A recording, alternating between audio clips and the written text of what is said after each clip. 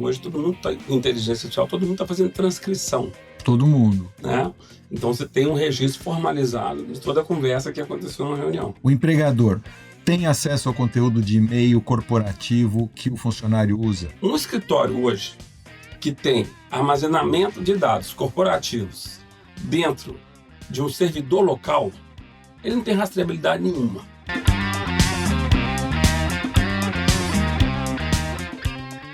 Aquilo que muita gente chamou de festa do trabalho híbrido, ou festa do trabalho em casa, está acabando. Muitas empresas estão pedindo para os funcionários voltarem para o ambiente de trabalho. Enfim, isso está gerando uma movimentação nova dentro das empresas. E a gente tem notícia de que os casos de assédio, eles voltaram com alguma força, com alguma frequência, e assédio digital, especialmente. Enfim, as pessoas estão convivendo mais proximamente, estão se estranhando e estão se assediando, e a prova é aquele WhatsApp que você recebe, e você faz o que com aquilo? Eu sou Alexandre Seco, eu sou advogado e jornalista, eu estou aqui com Alexandre Ateniense, especializado em direito digital, para falar sobre provas digitais no ambiente de trabalho. O que dá para fazer? A gente já falou isso nesse episódio várias vezes, mas sabe que eu tenho a impressão que a gente vai falar sempre sobre isso, né?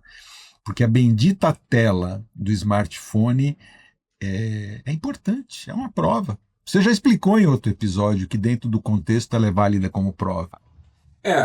No ambiente de trabalho, a tela do WhatsApp realmente ocupa um lugar de destaque, mas também o e-mail, né? E o que a gente tem que analisar nesse caso, o foco é a informação. Tá? Ou seja, a gente tem que saber muito bem o que pretende se comprovar. Porque a prova, sendo focada naquilo que for relevante em relação a um assédio, em relação a qualquer situação que envolva ilícitos que possam violar, por exemplo, a política de segurança da informação com vazamento de dados corporativos, inequivocamente por parte de um dos colaboradores, ela tem que ter a finalidade bem cirúrgica de comprovar aquele fato. Porque existe uma linha tênue entre o que é uma informação corporativa e uma informação pessoal. E o empregador tem que ficar muito atento em relação a isso, porque ele não pode agir com muita ânsia e ultrapassar esse limite e começar a revelar provas que ele tem condições de obter, porque de repente ele tem na empresa um perímetro totalmente monitorado, mas que revelem fatos do foro íntimo da pessoa, os quais, como eu já havia dito em outros episódios, é garantido pela própria Constituição. Então, a primeira orientação é ter foco. Foco na comprovação daquele fato que se deseja efetivamente formar uma instrução de um processo. E eu já vi casos interessantíssimos, inclusive com reviravoltas, que eu queria comentar. Teve um caso muito emblemático, que há muito tempo atrás a gente discutiu o seguinte. Bom, o empregador pode ou não pode monitorar conteúdos dos seus empregados? Essa é uma discussão que rendeu. Não é? E aí as controvérsias não, mas se o computador for da empresa, pode. Se o computador for do empregado, não pode. Tivemos uma decisão do TST muito emblemática, que foi, vamos dizer assim, um divisor de águas para poder interpretar esse assunto. Olha que interessante. Um bancário já havia sido advertido que estava passando e-mail com fotos de pornografia para os colegas de trabalho. Isso violava a política de segurança da informação. Depois de alertado, ele voltou a fazer a mesma atividade e foi demitido por justa causa. Entrou na justiça, se sentiu discriminado para poder, através da reclamação trabalhista, ser indenizado porque não estava concordando com a justa causa. Ganhou em primeira instância, ganhou em segunda instância, mas quando chegou no TST a situação virou. E olha que interessante o voto. condutor desse caso. O ministro relator identificou o seguinte: foco na informação. Que informação era essa que ele estava distribuindo? Ele estava distribuindo fotos pornográficas. Isso aqui violava a política de segurança da informação, que vetava justamente a distribuição desse conteúdo usando a infraestrutura. Não estou falando... Do mesmo jeito que tinha essa discussão em relação ao computador, tinha também e-mail. O e-mail corporativo pode e o e-mail privado não pode. Nem isso hoje é regra que determina a situação. O que identifica é a natureza da informação. Então, o ministro, ao analisar essa questão, ele fez o seguinte raciocínio: qual que é a natureza dessa informação? Foto pornográfica. Vai ser uma foto pornográfica dele ou uma foto pornográfica que ele obteve em sites eróticos? De sites eróticos. Então não tem violação de privacidade nenhuma, não. Só se for o íntimo dele. E aí ele perdeu essa decisão. Então repara como é que sempre quando a gente for analisar uma questão de prova no ambiente de trabalho, a gente tem que ter uma visão muito bem detalhada do que se pretende comprovar, para não perder esse foco. E aí, consequentemente, entender, por exemplo, na CLT, existe um artigo que, se não me engano, é o 5º ou 6º, que determina o seguinte, que o poder de supervisão é do empregador. Então, se a gente aplica isso em relação ao ambiente de trabalho, eu, como sócio de um escritório, ou qualquer empregador, se eu disponho para o ambiente de trabalho de uma plataforma onde todos os dados corporativos ali estão expostos, se eu tenho uma política de segurança da informação que estabelece limites quanto ao uso da infraestrutura de tecnologia da informação, se eu tenho uma política de documentos corporativos, de conteúdos corporativos, onde eu estabeleço os limites do uso da informação corporativa no meu escritório. E se, por acaso, eu monitoro tudo, inclusive até mesmo um e-mail, sei lá, só não posso monitorar um conteúdo de um celular cujo acesso à internet é na linha 4G da pessoa. Essa prova é lícita. Vamos trazer isso aqui de vida real, para responder aquelas perguntas que todo mundo tem na cabeça. O empregador tem acesso ao conteúdo de e-mail corporativo que o funcionário usa? O e-mail é assim, josedasilva@minhaempresa.com.br. A minha empresa, o dono da minha empresa pode acessar aquele conteúdo? Claro. Está liberado. A resposta é a seguinte: as informações contidas nessas trocas de e-mail são provas válidas em juízo. O foco da decisão é no seguinte: se o empregado estiver utilizando a infraestrutura da empresa, entendeu? Não é só computador, não. Mas o que significa isso? O meu 4G usando o Wi-Fi da empresa significa usar a estrutura da empresa? Então, agora, se for 4G sem o Wi-Fi da empresa, não. Mas então quer dizer que se eu plugar o meu Wi-Fi no sistema de Wi-Fi... Se o sistema for configurado para monitorar qualquer tipo de conteúdo, ele vai poder obter essa informação se por acaso ele identificar que um conteúdo de um trabalho intelectual protegido de titularidade do escritório estiver sendo repassado para terceiro. Agora, um outro caso importante, que é caso de assédio. O assédio ocorre hoje por esses canais, especialmente por WhatsApp, que é um canal rápido, por Telegram. Vamos voltar e falar pela 18ª vez, a bendita cópia de tela. O que você faz com a cópia de tela? Junta no processo. Tem alguma forma mais razoável, mais segura, mais objetiva para guardar essa cópia de tela? Através daquelas plataformas ou da ata notarial. A plataforma, porque você vai poder mostrar quais são os metadados, ou seja, quais são os dados sobre dados que tem naquela mensagem. Ou seja, você não vai estar fazendo um print juntando o print. Você está pegando a mensagem na sua origem, para poder analisar, para poder abrir, inclusive, na hora de for fazer a análise da prova, todas as referências que dão muito mais robustez à identificação da autoria e à integridade da informação. Essas plataformas, elas são acessíveis para pessoas comuns, o preço dela é acessível. Uma mulher, uma gerente que estivesse sofrendo assédio do seu supervisor, do seu superior, ela tem facilidade de usar essas ferramentas? É de um aprendizado relativamente fácil. Uma sessão dessa pode custar em torno de R$100, por exemplo.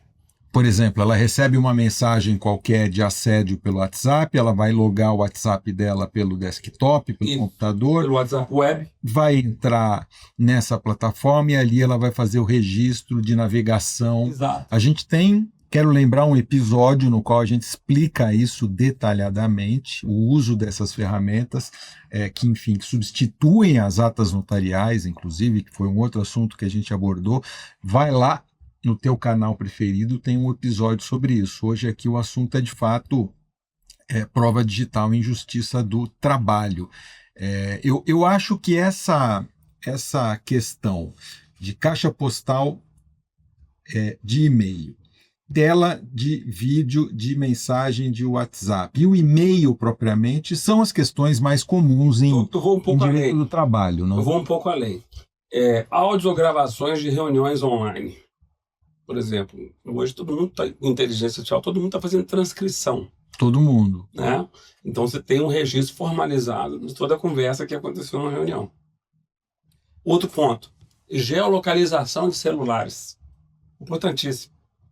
Então, por exemplo, parece até coisa de filme, mas não é. Ou seja, você pode mostrar que um funcionário estava na residência dele num sábado ou num domingo, fazendo acesso ao acervo de conteúdos corporativos do escritório e fez download, sabe-se lá para quê. E sendo isso vedado pela política de segurança da informação. Fora do ambiente de trabalho e dentro e fora do ambiente corporativo. Você tem a identificação do IP. Isso é relevante. Outra, registro de ponto digital. Tem várias plataformas hoje, há muito tempo até, que já oferecem esse tipo de registro. Onde você pode, juntamente com o IP, localizar se o registro de ponto foi dado nos locais onde normalmente o empregado trabalha. Ou foi simulado porque ele estava numa cidade de praia e ninguém sabia e nem avisou que estava sendo ausente em relação a isso. Através dos logs da ferramenta. Através dos logs das ferramentas e com os metadados que vão revelar fatos numa ordem cronológica. Então, assim, o que eu quero deixar bem claro é que o empregado nessa hora, não basta dizer assim, estou trabalhando, quero ser compensado porque estou trabalhando fora do horário de serviço. Não basta ele alegar, ele tem que comprovar. Ele tem que comprovar que tem uma mensagem de WhatsApp de subordinação, né, que mostra de disponibilidade que ele devia estar atento para poder dizer que o chefe estava pedindo para ele responder uma mensagem às 11h30 da noite.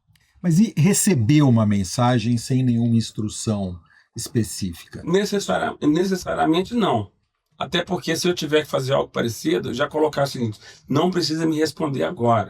Eu quero que você me responda amanhã. Daí chegar no escritório. Eu estou garantido. Estou garantido. Muito bem. Onde eu tentei pensar todas as hipóteses de utilização de fotos em redes sociais. O que é a situação que envolva risco em relação à imagem ou à proteção de dados corporativos? Porque, por exemplo, uma empresa que se preze, hoje ela sempre tem um contrato de prestação de serviço que tem uma cláusula de privacidade dos dados pessoais. Claro. Será que o empregado, ao fazer algum ato de obtenção de dados depois que, enfim, violando essa política, sabe que quem vai pagar a conta é o sócio pelo ato que ele fez? E que isso pode ser facilmente rastreado e extraído se você tem um perímetro definido. Agora, como é que os escritórios... Para poder fazer com que você tenha toda essa prova muito robusta. Como é que os escritórios normalmente lidam com isso? Eles estão preparados para fazer esse rastreamento ou eles próprios têm que contratar técnicos? A sua experiência mostra o quê? mostra que alguns estão preparados e outros estão totalmente despreparados. Vou começar pela parte do totalmente despreparado. Um escritório hoje que tem armazenamento de dados corporativos dentro de um servidor local, ele não tem rastreabilidade nenhuma. Então esquece, ele não vai conseguir fazer uma prova robusta. Ele não vai conseguir fazer a rastreabilidade de todas as atividades que um empregado faz, desde o momento que ele dá o login na máquina até o momento que ele vai embora. Então o primeiro passo é ter tudo em nuvem. E ter em nuvem, mas com uma versão da plataforma que possa lhe propiciar registros de toda atividade que acontece. Até mesmo se um empregado resolve visualizar apenas um documento. Isso já pode ser uma infração. Mas a maior parte das empresas delega para a área de TI esse tipo de cuidado. A parte da TI, ela exerce um papel operacional, né? Cabe primeiro aos sócios definir, eu quero ter uma plataforma com essa rastreabilidade, porque eu tenho que ter mecanismos de controle. Só que o exercício desse controle é óbvio, não vai ser pelo sócio, vai ser pela empresa de TI que presta serviço remotamente, que se um dia o sócio desconfiar que está acontecendo alguma coisa errada, ele passa uma mensagem para o departamento de TI e fala assim, fica de olho para mim em todas as atividades daquele usuário que nas últimas 24, 48 horas e me repassam aí um relatório disso com detalhes. A gente não vai conseguir resolver todos os problemas aqui, então vamos deixar como mensagem final aqui que tipo de preocupação o empregador precisa ter. Ele está ouvindo, alguém ouviu aqui o nosso podcast, caiu a ficha, tendo uma vulnerabilidade na empresa, com o que eu preciso me preocupar? Primeira coisa, você já disse, rastreabilidade. As comunicações feitas pelos funcionários, elas têm que ser rastreáveis em todas as pontas. O que mais? Ter uma política de segurança da informação, ter uma política de gestão documental para estabelecer...